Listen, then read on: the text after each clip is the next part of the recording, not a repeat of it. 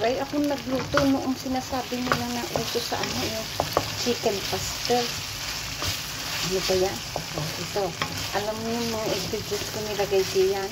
Konting asukal, sili, ano ba yung turmeric powder, konting oyster sauce, at saka light sauce. Yan. Pinagda-dry ko lang siya ng kaunti. Ano yan? Chicken breast. Yan yung ginamit ko sa nag-boil ako ng chicken breast kasi nagluto ako ng lugaw ni Granny.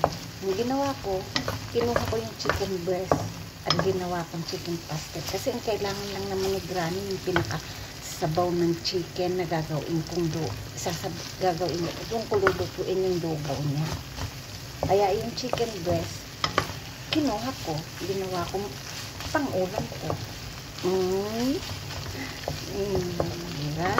Yung lugaw ni Granny, ang ano niya, ang ingredients niya, pumpkin. Ito yung aking chicken pastel.